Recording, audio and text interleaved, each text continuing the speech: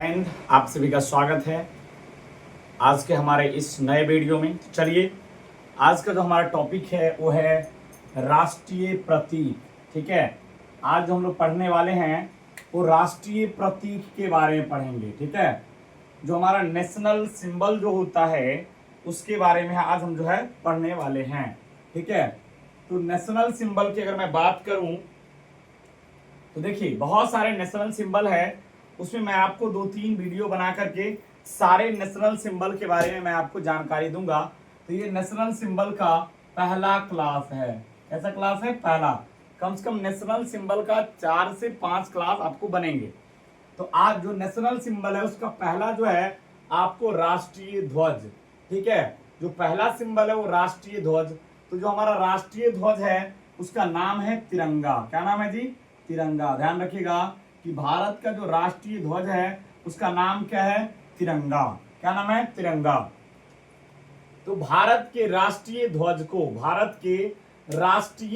को आपको 22 जुलाई, भारत के राष्ट्रीय ध्वज को 22 जुलाई 1947, 22 जुलाई 1947 को संविधान सभा द्वारा, किसके द्वारा? संविधान सभा के द्वारा इसको अपनाया गया। आपसे परीक्षा में पूछेगा कि भारत के जो राष्ट्रीय ध्वज है तिरंगा, उसको संविधान सभा के द्वारा कब अंगीकृत किया गया? तो उसका जो डेट है वो 22 जुलाई 1947 को भारत का जो राष्ट्रीय ध्वज तिरंगा है उसको हमारे देश के संविधान सभा द्वारा उसको 22 जुलाई 1947 को जो है अंगीकृत किया गया।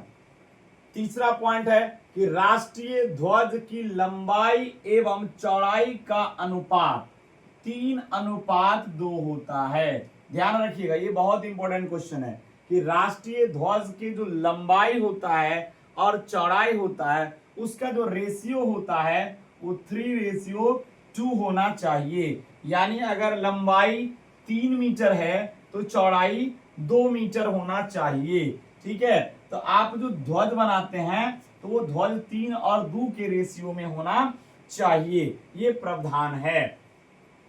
तीसरा पॉइंट है कि राष्ट्रीय ध्वज में केसरिया, सफेद एवं हरा, यानी राष्ट्रीय ध्वज में 3 रंग है, केसरिया, सफेद एवं हरा रंग की 3 पट्टियां होती है। यानी जो हमारा नेशनल जो फ्लैग है यानी इसमें 3 पट्टी होता है। कितने पट्टी होते हैं? 3 पट्टी होते हैं। ठीक है, उसमें पहला जो ऊपर वाला पट्टी होता है वो होता है केसरिया। कैसा होता है?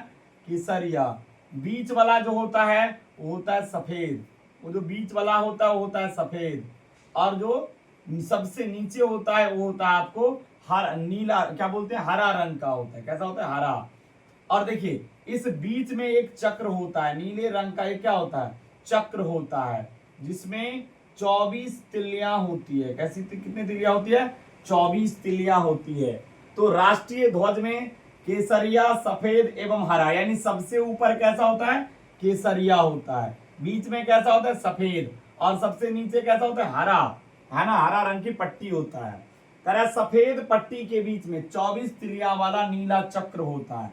यानी सफेद जो पट्टी होता है उसके बीच में 24 तिल्ली वाला नीला रंग का क्या होता है? चक्र होता है। पूछेगा कि राष्ट्रीय ध्वज में जो चक्र है उसमें कितने तिलियां होती है? तो उसमें तिलियां जो होती है वो 24 तिलियां होती है। तो ये हमारा राष्ट्रीय ध्वज से संबंधित जो है ये आपको क्वेश्चन जो आएंगे तो इतना आएंगे। अगला हमारा जो है राष्ट्रीय चिन्ह, यानी भारत का जो राष्ट्रीय चिन्ह, यानी नेशनल एम्बल जो है वो है अशोक स्तंभ। क्या है जी? आपसे पूछा है कि भारत का राष्ट्रीय चिन्ह क्या है, नेशनल एम्बल क्या है? तो है अशोक स्तंभ। क्या है? अशोक स्तंभ। अब इसका क्या, इससे पॉइंट रिलेटेड पॉइंट पढ़ेंगे। तो अशोक स्तंभ में 4 सिंह हैं। कितने सिंह हैं? पूछेगा कि जो हमारा राष्ट्रीय चिन्ह अशोक स्तंभ है उसमें कुल कितने सिंह हैं? 4, जो एक दूसरे के पीठ करके बैठा हुआ है। ठीक है, यानी अशोक स्तंभ में कितना शेर है? 4 से, यानी 4 सिंह है, शेर नहीं, सिंह है। कितना है? 4 सिंह है, लाइन है।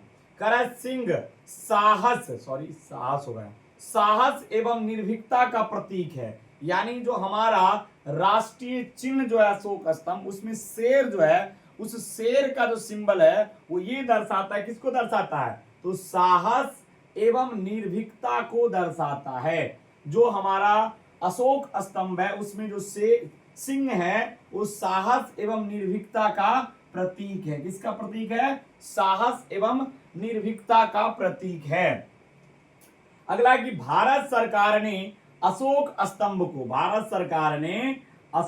स्तंभ को राष्ट्रीय चिन्ह के रूप में, ध्यान रखिएगा, राष्ट्रीय चिन्ह के रूप में 26 जनवरी 1950 को अपनाया। ध्यान रखिएगा कि अशोक स्तंभ को भारत सरकार ने जो है राष्ट्रीय चिन्ह के रूप में 26 जनवरी 1950 को अपना लिया। ध्यान रखिएगा कि भारत का जो राष्ट्रीय चिन्ह है अशोक स्तंभ, उसको भारत सरकार द्वारा 26 जनवरी 1950 को अपनाया गया। ठीक है, कह रहा चक्र के दाईं ओर जो हमारा अशोक स्तंभ है ना, वो अशोक स्तंभ जो है ना, अशोक स्तंभ, चक्र नहीं स्तंभ होगा यहाँ, स्तंभ के आपको चक्र, यहां स्तंभ के दाईं ओर सांड, यानी चक्र नहीं, ध्यान रखिएगा, अशोक स्तंभ में जो आपका जो स्तंभ है, स्तंभ के दाईं ओर सांड कृषि प्रधान व्यवस्था का प्रतीक है। यानी जो दाईं ओर जो सांड है, एक सांड है, वो किसको दर्शाता है, कृषि प्रधान अर्थव्यवस्था का प्रतीक है। और चक्र के जो बाईं ओर है, बाईं ओर एक घोड़ा है, क्या है भाई, एक घोड़ा है। ठीक है, जो शक्ति परिश्रम का प्रतीक है। यानी जो सांड है अशोक स्तंभ में, एक सांड जो किसको दर्शाता है, कृषि प्रधान अर्थव्यवस्था को दर्शाता है। और जो चक्र के बाईं ओर एक घोड़ा है जो शक्ति और परिश्रम का प्रतीक है। तो अशोक स्तंभ में क्या है, एक सांड है और एक घोड़ा है। ठीक है, अगला है कि स्तंभ के फलक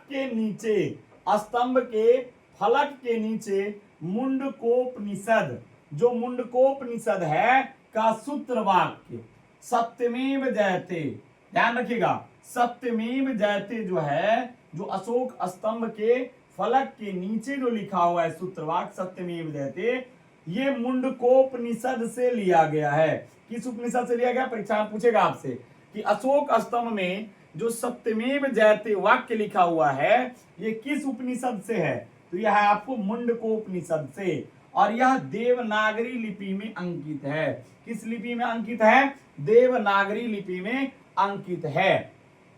तो आज हमने दो जो है नेशनल सिंबल जो हमने पढ़ा, पहला राष्ट्रीय ध्वज और दूसरा राष्ट्रीय चिन्ह। ठीक है, तो आपको ये वीडियो अच्छा लगा होगा तो इस वीडियो को ज्यादा से ज्यादा शेयर करेंगे। और अगर आप हमारे चैनल पे नए हैं तो चैनल को सब्सक्राइब जरूर करेंगे। अगले वीडियो में हम लोग जो है दूसरा जो सिंबल है हमारा नेशनल सिंबल, उस पर हम डिटेल में चर्चा करेंगे। जय हिंद, जय भारत।